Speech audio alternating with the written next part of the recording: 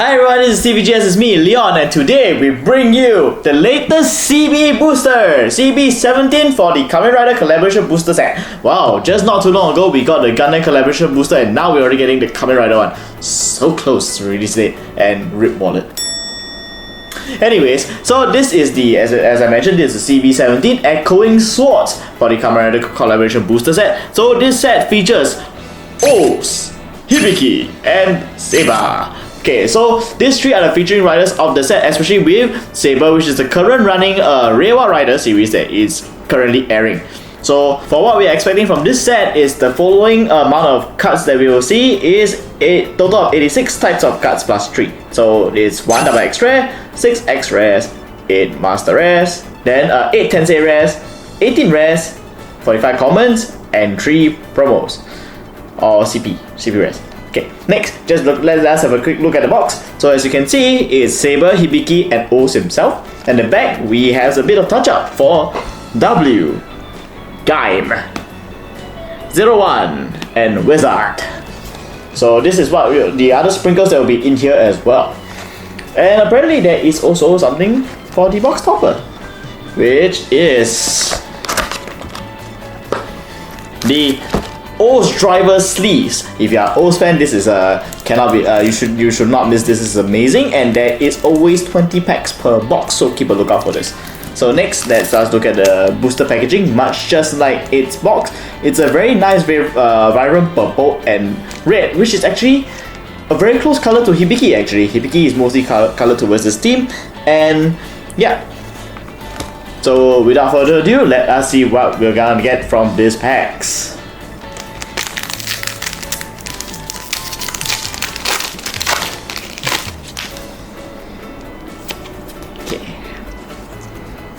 Oh, what's these? So there's one rare and one, so we got Horobi as well as our dear old Katabirira 2.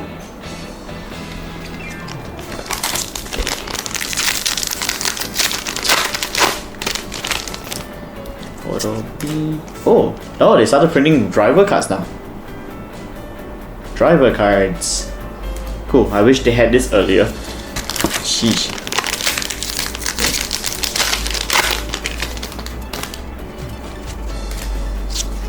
From the Tensei, this is not so important.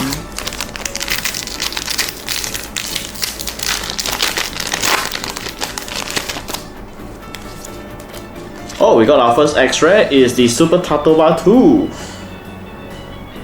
Wow, it's a very nice guy. Although I don't really like the costume all that much really. Because feels very weird. It's like a very thin it's like as though the spandex wasn't tight enough. Super Tato was like much more than that. Okay. Kamen Rider Eden is also here for the movie set as well.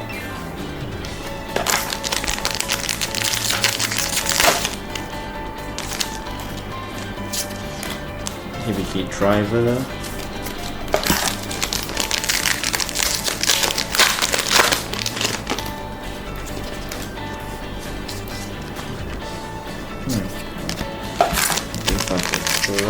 Here.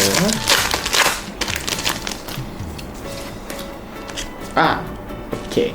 We got our first Grand Walker from the set, which is Hibiki Grand Walker itself. This is a very helpful card for the Hibiki set, but we'll dive into that later.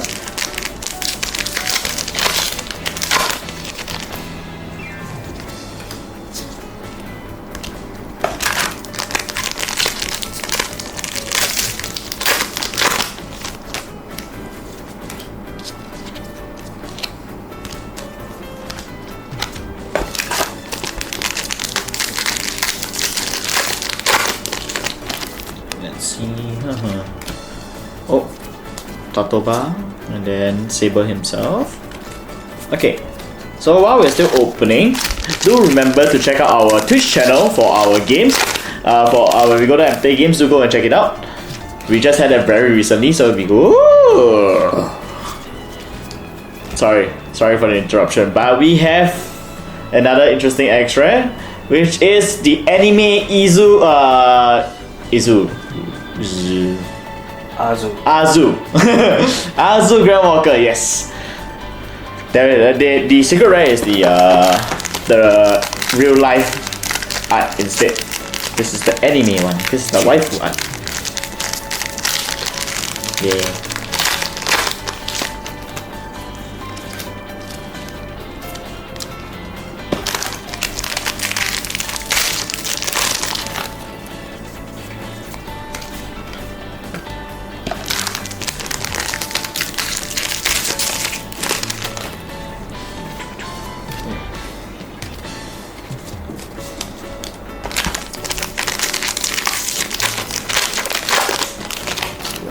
And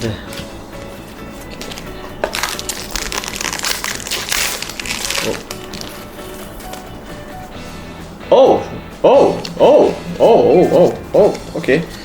We actually got the double X-ray. This is one of the forms that was not actually featured in the show. It was one of the games promoted form for O's, and it apparently became the double X for this set. Interesting.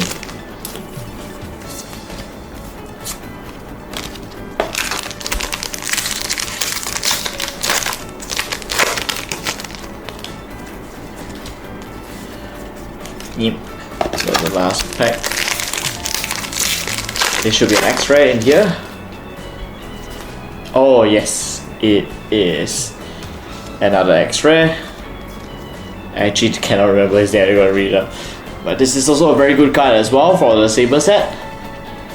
So yeah. Okay, now that we have opened up all of the packs, now let's just separate out the cards and then we arrange the X-ray, and I'll see you in a bit. And we are back. So as per usual, we'll only be reviewing the double X-ray to X-rays, but with the exception of the Hibiki today, because I really want to talk about the Grand Walkers for the Kamen Rider set. Okay, but for the rest of the card translation as well as the release, please do check out World of Cards for the rest of the card list, as well as cards from the previous sets that's been released so far. So links is down in the description below, so please check it out.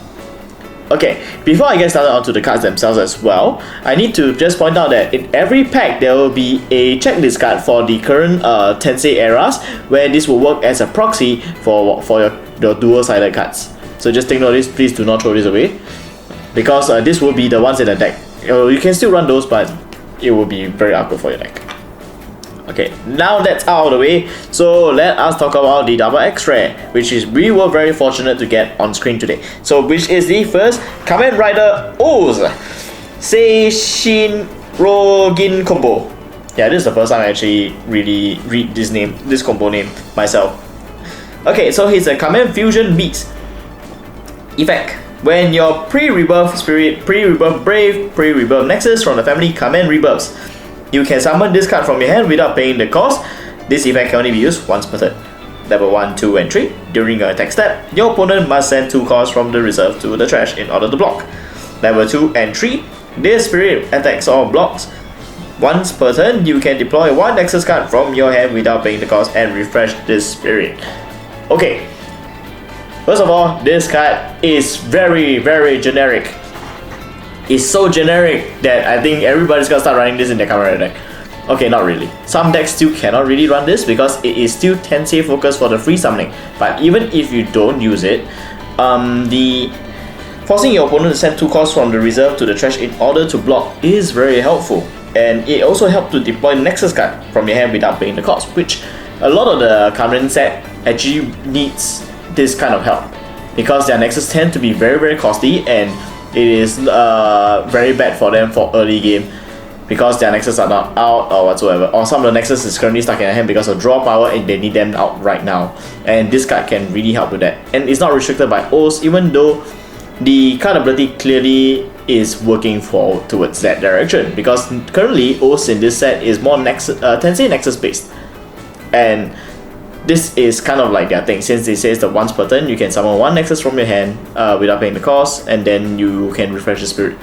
However, the send 2 costs from reserve to trash in order to block is very helpful because you want to stop your opponent from blocking in the first place. So this is kind of the idea. And it still works in other Kamen Rider decks. Next card in line we have Kamen Rider, the one that I forgot his name, which is Kamen Rider Caliber Zhao Dragon. Okay, so this is the Saber's villain. I think they just passed that recently. Now they're currently facing a new villain, I believe. So he's from the family Kamen and Swordmaster. Yes, now they have another family for Swordmaster. Okay, so he's a Radiant Descent, cost 5 or higher during both players' attack step by sending the soul core to your trash and basically Radiant Descent stuff. So level 1, 2, and 3. When this spirit is summoned, Descent, destroy any number of opposing spirit ultimates up to total of BP 20,000, and destroy spirit ultimate effect cannot activate its effects. Level 3. When this spirit attacks at the end of the battle, send one core from your opponent's life to the trash. Okay, you must wondering why is this card an X-ray? Because this sounds a lot like a Embrace kind of skill. I mean, he can descend on cost 5 and then all he does is destroy 20 and then he attacks through 1 at the end of the battle. Here's a catch. Saber for this set is very interesting. As a matter of fact, this entire CB is one of the more unique sets where the rider sets can be integrated with main cards more efficiently or easily in this case. So the entire deck revolves around summoning Sword Braves onto the field without paying the cost. So they are complementing the cards by making sure that the skills of the cards themselves don't get too overpowered while able to still brave them by using your free brave summoning skills. So basically, is this on top of whatever brave you have? So it makes them very dangerous if they get too much skills on their own tags. So if this guy gets a refreshing ability from one of its Sword Braves, it can actually be very, very devastating. Considering it hits you already 2 symbols and then he shoots you 1 and then he refreshes, swings you again. It's very, very dangerous and can see why they want to keep this in control, considering how the deck will function once you build it up. Moving on, we have the Super Tatoba 2. This is also where it complements with the double X-ray. We'll go into that in just a moment. Okay, so he's from the Kamen Fusion Beast family, just like the double X-ray. So it's also Radiant Descent, but it's OS and cost 5 or higher. Okay, so in Descension state, level 1, 2, and 3, when this spirit descends, attacks. Destroy one opposing spirit of cost equal or lower than this spirit. This effect cannot be guarded by opposing effects. Descension level 2 and 3, when this spirit attacks for each of your other spirit nexus containing the name OS or core medal, this spirit gains 1 additional blue symbol. Okay, as I was talking earlier about the double X-ray, these two work hand in hand together because you want to prevent your opponent from blocking this attack. At the same time, you want them to get as much nexuses out as possible so that this guy gets additional symbol. So this deck is aiming for the what we call the one punch strategy. So the more nexus you have, the more symbols you have. And this game only has 5 life. And if your opponent somehow makes a mistake by not leaving any cores in the reserve for them to send to the trash to do the blocking, or has a defensive spell in their hand to prevent taking more damage than 1, this card will kill you in 1 hit. Because not only you cannot block, he's coming at you possibly at 5 symbols easily, and all that kind of stuff. Especially when this set, most of the cards in this set are core medals and then they tensei into its respective rider forms. And so that will means the build up will be very, very quick. Especially when you do a rebirth, this guy, the double X-ray comes out, and then he can attack and he can refresh and deploy and refresh. And then this guy's just folding up right from behind, right there. So it's very dangerous. It's a very good card to consider to play. So do keep this in mind. Next is the waifu of the century. Okay, not really, but yes, but for a lot of people currently that's waiting for this set to come out, we have the Secretary of Arc, Azu. Okay, she's a Grand Walker android. So she call charges on Kamen at cost 4 or higher. 01, Horobi, Naki, Jin, Ikazuchi, and Arc. So she can charge on any Kamen actually. It's pretty cool. That's for cost 4 or higher. Okay, so she has this ability where she is reviewed by your spirit effects from the family Kamen. Card named Satellite Arc. You may add it to your hand. So she has a grand skill level 1 and 2. Flash. During both players' attack steps, by sending 4 cores from this nexus to the void, send 2 cores from your opposing spirit ultimate to the reserve. And then for this grand field, level 2.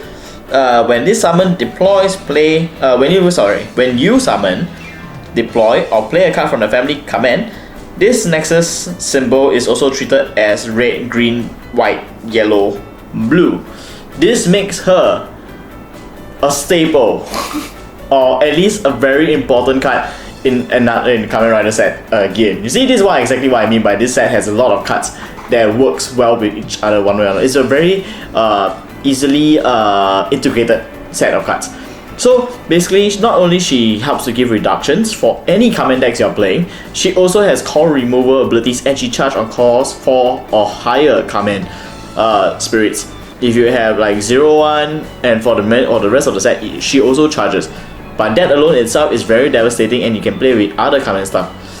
Even though she is purple, but it doesn't matter because she's only cost 2 Grand Walker and has no reduction, so it does not affect your play at all. So she is a very good card and I expect this card to spike up in price because waifu. And also good skill.